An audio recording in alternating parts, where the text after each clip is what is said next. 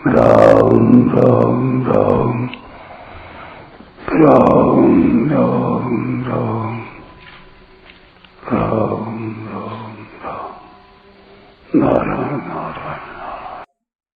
संबंध। जिस अवस्था में पूर्णता प्राप्त होती है उस अवस्था का आगे के श्लोक में स्पष्ट वर्णन करते हैं। यत्रो परमते चित्तं निरुद्धं योग सेवया यत्र चैवात्मनात्मानं पश्यन्नात्मनि तुष्यति। योग का सेवन करने से जिस अवस्था में निरुद्ध चित्त उपराम हो जाता है तथा जिस अवस्था में स्वयं अपने आप से अपने आप को देखता हुआ अपने आप में ही संतुष्ट हो जाता है। व्याख्या। यत्रो परमते चित्तम निरुद्धम योग सेवया यत्र चैवात्मनात्मानं पश्यन्नात्मनि तुष्यति। ध्यान योग में पहले मन को केवल स्वरूप में ही लगाना है, ये धारणा होती है। ऐसी धारणा होने के बाद स्वरूप के सिवा दूसरी कोई वृत्ति पैदा भी हो जाए तो उसकी उपेक्षा करके उसे हटा देने और चित्त को केवल स्वरूप में ही लगाने से जब मन का प्रवाह केवल स्वरूप में ही लग जाता है तब उसको ध्यान कहते हैं। ध्यान के समय ध्याता, ध्यान और ध्येय त्रिपुटी रहती है।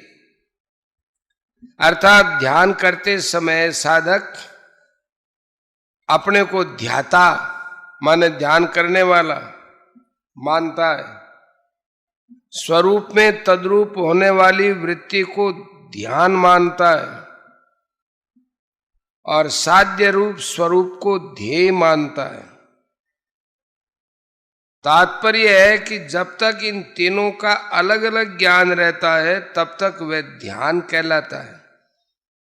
ध्यान में ध्येय की मुख्यता होने के कारण साधक पहले अपने में ध्यातापन भूल जाता है, फिर ध्यान की वृत्ति को भी भूल जाता है, अंत में केवल ध्येय ही जागृत रहता है। इसको समाधि कहते हैं।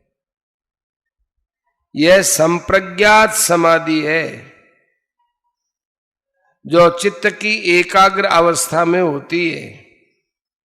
इस समाधि के दीर्घ काल के अभ्यास से फिर असंप्रज्ञात समाधि होती है।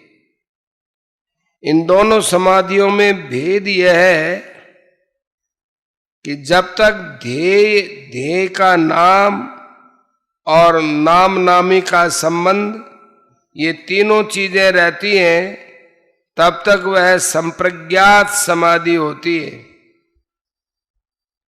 इसी को चित्त की एकाग्र अवस्था कहते हैं।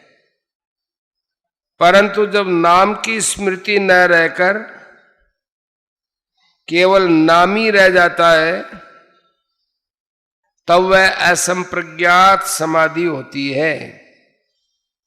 इसी को चित्त की निरुद्ध अवस्था कहते हैं। निरुद्ध अवस्था की समाधि दो तरह की होती है, सबीज और निर्बीज। जिसमें संसार की सूक्ष्म वासना रहती है वह सबीज समाधि कहलाती है। सूक्ष्म वासना के कारण सभी समाधि में सिद्धियां प्रकट हो जाती हैं।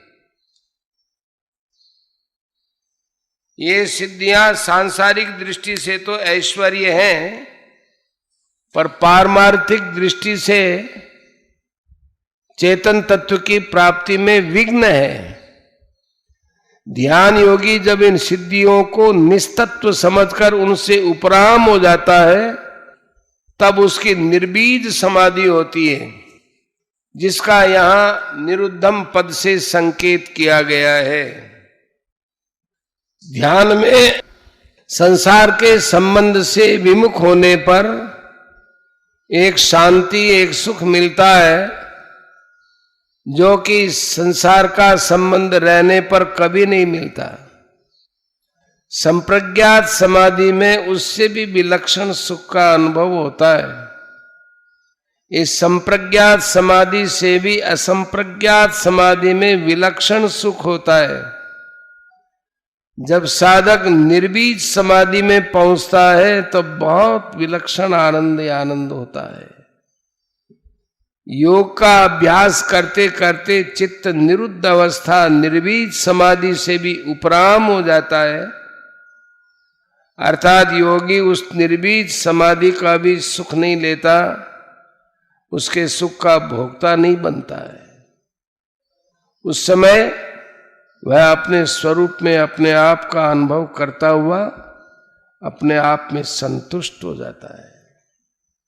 उपरमते पद का तात्पर्य है कि चित्त का संसार से तो प्रयोजन रहा नहीं और स्वरूप को पकड़ सकता नहीं, कारण कि चित्त प्रकृति का कार्य होने से जड़ है और स्वरूप चेतन है। जड़ चित्त चेतन स्वरूप को कैसे पकड़ सकता है? नहीं पकड़ सकता, इसलिए वह उपराम हो जाता है। चित्त के उपराम होने पर योगी का चित्त से सर्वथा संबंध विच्छेद हो जाता है। तुष्यति कहने का तात्पर्य है कि उसके संतोष का दूसरा कोई किंचन मात्र भी कारण नहीं रहता, केवल अपना स्वरूप ही उसके संतोष का कारण है। इस श्लोक का सार यह है कि अपने द्वारा अपने में ही अपने स्वरूप की अनुभूति होती है। वह तत्व अपने भीतर ज्यों का त्यों है। केवल संसार से अपना संबंध मानने के कारण चित्त की वृत्तियां संसार में लगती है, जिससे उस तत्व की अनुभूति नहीं होती। जब ध्यान योग के द्वारा चित्त संसार से उपराम हो जाता है, तब योगी का चित्त से तथा संसार से सर्वथा संबंध विच्छेद हो जाता है। संसार से सर्वथा संबंध विच्छेद होते ही उसको अपने आप में ही अपने स्वरूप की अनुभूति हो जाती है। जिस तत्व की प्राप्ति ध्यान योग से होती है, उसी तत्व की प्राप्ति कर्मयोग से होती है, परंतु इन दोनों साधनों में थोड़ा अंतर है। ध्यान योग में जब साधक का चित्त समाधि के सुख से उपराम हो जाता है, तब वह अपने आप से अपने आप में संतुष्ट होता है। कर्म योग में जब साधक मनोगत संपूर्ण कामनाओं का सर्वथा त्याग कर देता है, तब वह अपने आप से अपने आप में संतुष्ट हो जाता है। दूसरे अध्याय का 55वां श्लोक। ध्यान योग में अपने स्वरूप में मन लगने से जब मन स्वरूप में तदाकार हो जाता है, तब समाधि लगती है। उस समाधि से भी जब मन उपराम हो जाता है, तब योगी का चित्त से संबंध विच्छेद हो जाता है और वह अपने आप में संतुष्ट हो जाता है। कर्मयोग में मन, बुद्धि, इंद्रियां, शरीर आदि पदार्थों का और संपूर्ण क्रियाओं का प्रवाह केवल दूसरों के हित की तरफ हो जाता है, तब मनोगत संपूर्ण कामनाएं छूट जाती हैं। कामनाओं का त्याग होते ही मन से संबंध विच्छेद हो जाता है और वह अपने आप में संतुष्ट हो जाता है। परिशिष्ट भाव।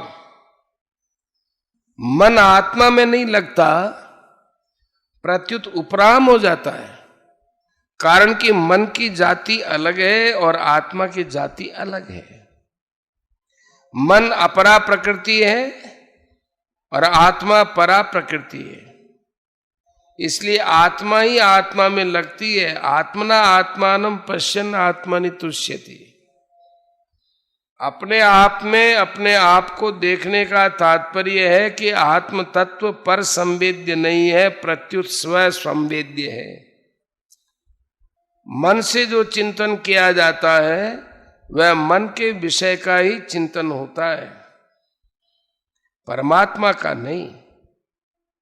बुद्धि से जो निश्चय किया जाता है वह बुद्धि के विषय का ही निश्चय होता है, परमात्मा का नहीं। वाणी से जो वर्णन किया जाता है वो वाणी के विषय का ही वर्णन होता है, परमात्मा का नहीं। तात्पर्य यह है कि मन बुद्धि वाणी से प्रकृति के कार्य अनात्मा का ही चिंतन निश्चय तथा वर्णन किया जाता है, परंतु परमात्मा की प्राप्ति मन बुद्धि वाणी से सर्वथा विमुख होने पर ही होती है। यदि एक परमात्मा प्राप्ति का ही ध्येय हो तो मन बुद्धि वाणी से चिंतन निश्चय तथा वर्णन करना भी अनुचित नहीं है, प्रत्युत वह भी साधन हो जाता है। परंतु साधक उसमें ही संतोष कर लेता है, पूर्णता मान लेता है, तब ये चीज बाधक हो जाती है। यहां जिस तत्व की प्राप्ति ध्यान योग से बताई है उसी तत्व की प्राप्ति दूसरे अध्याय के 55वें श्लोक में कर्मयोग से भी बताई है। अंतर इतना है कि ध्यान योग तो कर्ण सापेक्ष है, पर कर्मयोग कर्ण निरपेक्ष साधन है। कर्ण सापेक्ष साधन में जड़ता से संबंध विच्छेद देरी से होता है और उसमें योग भ्रष्ट होने की संभावना रहती है।